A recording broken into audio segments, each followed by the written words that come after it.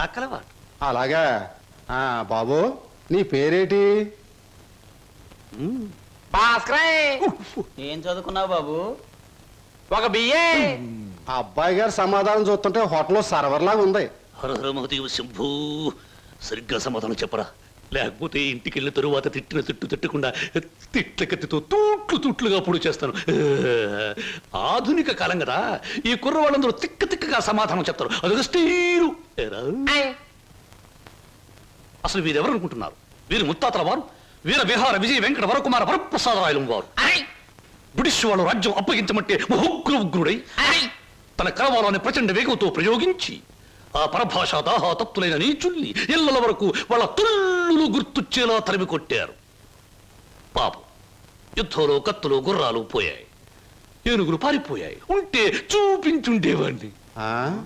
నిజంగానా? శంభూ.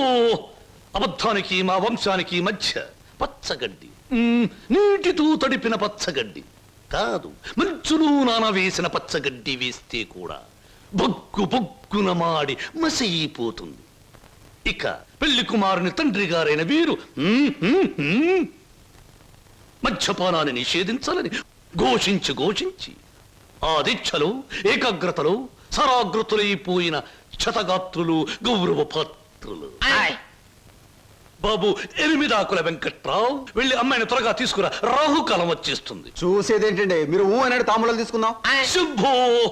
సంప్రదాయంగా జరగకపోతే దేవతలకు కోపం వస్తుంది. నా పెద్దరికంలో జరిగే పెళ్లి సక్రమమైన పద్ధతిలో జరగాలి. వెళ్ళి అమ్మాయిని తీసుకురా. తీసురా.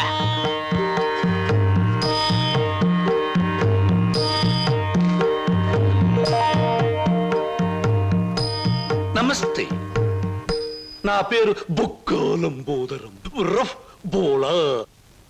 చూడండి, మీ అమ్మాయి మాకు బాగా నచ్చింది. మా పెళ్లి కుమారుడు కూడా మీకు బాగా నచ్చుంటాడు. వెంటనే నిశ్చితార్థం, ఆ తరువాత శాశ్వత కళ్యాణం. శంభో శంకర హర హర మహాదేవ.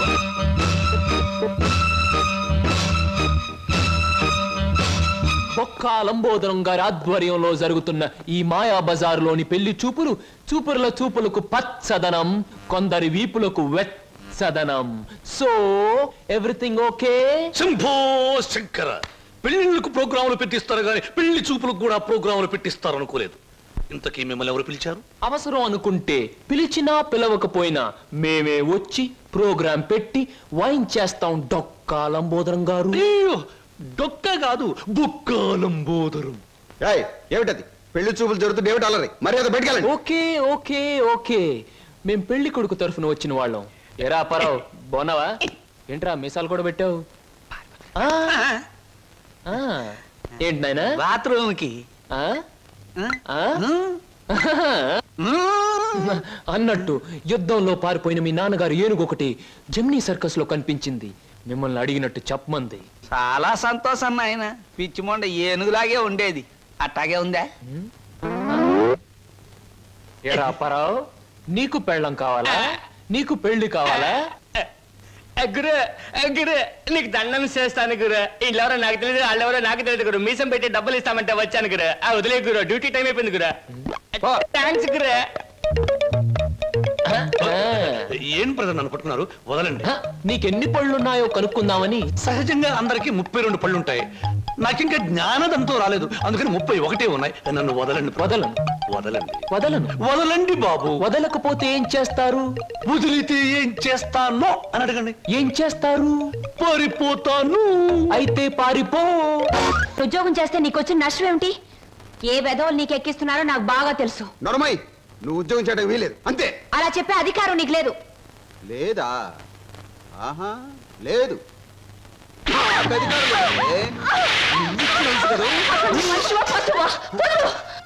ఇప్పుడేమంటావు? ఆడదాని మీద చేయి చేసుకునే ప్రతి వెధవని ఏమంటారో నిన్ను అదే అంటాను. అక్క నేను వస్తాను. మర్యాద చెప్తున్నాను, ఈ రోజు నుంచి నువ్వు ఉద్యోగం చేయడానికి వీలేదు. ఒక్కడుగు ముందుకు వేస్తాను. వేసి తీరుతాను. వేసి తీర్స్తావటే? కదిలావా నీ అక్కపోతే కిసాన్ పాలవుతుంది.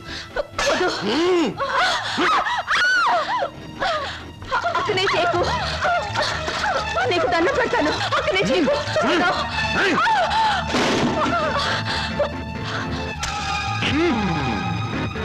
నువ్వా? ఎందుకు ఆపా నన్ను? చేస్తున్నది వెధవ పని గనక, వెధవలు చేసే పని గనక. ఒక పేపర్లు అమ్ముకునే వారితో మాట్లాడాల్సిన అవసరం నాకు లేదు.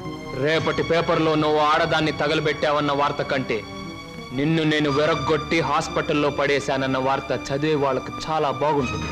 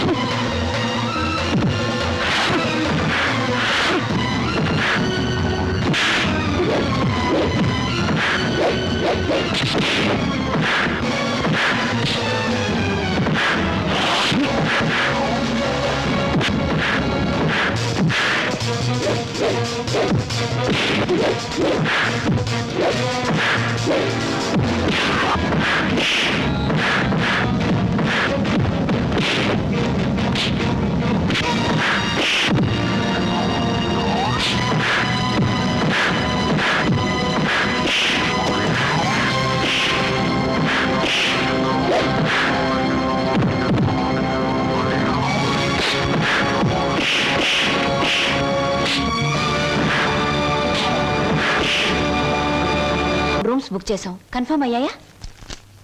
Okay madam, it's confirm. Thank you sir. అమ్మవాడే ఇక్కడ వేలాడుతున్నాడే, చెప్పండి ఏం సాయం కావాలో చేస్తామా. నువ్వు మేము చాలా పెండ్లి కొడుకు నేనే. అక్కడ తోశారు, ఇక్కడ పెట్టుకున్నారు. అవును, మొన్న మీ బావవాడిని పోలీసులు జీపులు ఇచ్చికెళ్తా ఉండారే, ఏమి తప్పు చేసి ఉండాడే? అసలే ఆవిడ బావగారు జైలుకెళ్ళినందుకు బాధపడుతుంటే నువ్వు పిచ్చి పిచ్చిగా గుచ్చి గుచ్చి అడుగుతావేంట్రా పిచ్చి వెదవా. శంభో పోతండి. ఆగండి.